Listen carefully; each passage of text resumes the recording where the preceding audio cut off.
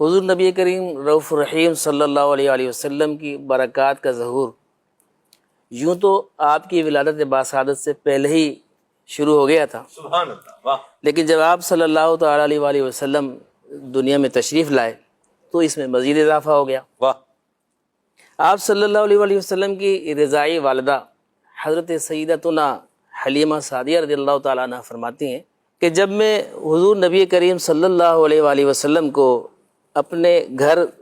لے کر حاضر ہوئی دودھ پلانے کی غرض سے، تو آپ صلی اللہ علیہ وسلم کی تشریف آوری ہوتے ہی میرا سارا گھر مشک کسی خوشبو سے مہک اٹھا، ہاں ہاں ہاں، سبحان اللہ، اور یہ صرف میرا گھر ہی نہ مہکا بلکہ میرے قبیلے کے جتنے لوگ تھے سب کے گھروں میں وہ خوشبو آنے لگی۔ سبحان اللہ، واہ واہ، اللہ کریم جل شانہ نے میرے قبیلے کے جتنے لوگ تھے ان سب کے دلوں میں نبی پاک صلی اللہ علیہ وسلم کی ایسی محبت ڈال دی،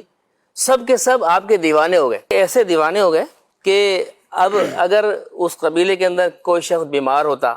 اسے کوئی چوٹ لگ جاتی، بدن میں کوئی درد ہوتا، تو نبی پاک صلی اللہ تعالیٰ علیہ وسلم کی خدمت میں حاضر ہو جاتا، آپ کا ننھا منا پیارا پیارا سا ہاتھ بدن پر لگاتا اور اللہ کی رحمت سے وہ درد دور ہو جاتا۔ سبحان اللہ، اسی طرح کہتی ہیں کہ اگر ہمارے اس قبیلے کے جانوروں میں سے کوئی جانور بیمار ہوتا یا دودھ دینے میں اس کی دشواری ہوتی، کم دینے لگتا،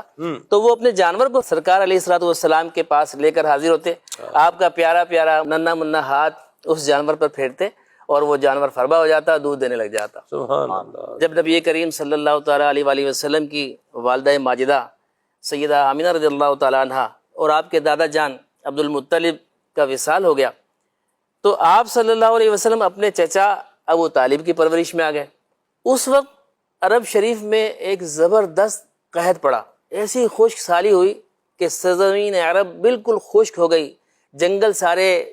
بالکل ویران ہو گئے اور لوگ پانی کی بوند بوند کو ترسنے لگے۔ اہل مکہ انہوں نے آپس میں مشورہ کیا کہ کیوں نہ ہم اپنے خداؤں، جھوٹے خداؤں کے پاس جاتے ہیں اور ان سے مدد طلب کرتے ہیں، ان سے بارش کے لیے فریاد کرتے ہیں۔ مگر انہی میں سے ایک بوڑھے شخص نے کہا کہ آپ کس طرف چل نکلے ہو؟ ہمارے پاس تو بانی کعبہ حضرت سیدنا ابراہیم علیہ نبینا علیہ الصلوۃ والسلام کی نسل میں سے ایک صاحب موجود ہیں، ابو طالب کے پاس چلو نا، کہ وہ تو بانی کعبہ کی نسل میں سے بھی ہیں اور خانہ کعبہ کے متولی بھی ہیں، خدمت بھی کرتے ہیں۔ چنانچہ یہ لوگ ابو طالب کے گھر پہنچے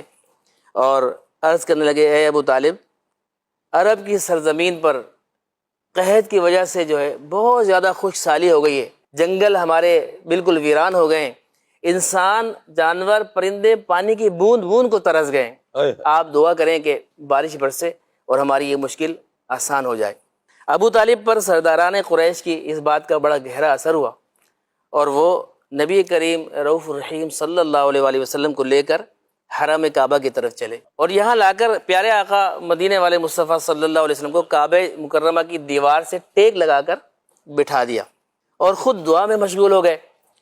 اب اللہ کا کرنا یہ ہوا، نبی پاک صلی اللہ تعالیٰ علیہ وسلم نے اپنے اسی بچپن کے زمانے میں اپنا ننھا منا سا ہاتھ اٹھایا اور اپنی انگلی مبارک آسمان کی طرف کر دی۔ اللہ اکبر، آپ کا انگلی اٹھانا تھا کہ چاروں طرف سے بادل آسمان پر گھر گئے، گھٹا چھا گئی اور ایک دم موسلادھار بارش شروع ہوئی اور اتنی بارش برسی کہ راوی فرماتے ہیں کہ پورے عرب میں جو ہے نا جل تھل ہو گیا، ساری سرزمین جو ہے وہ ہری بھری ہو گئی اور جناب کھیت آباد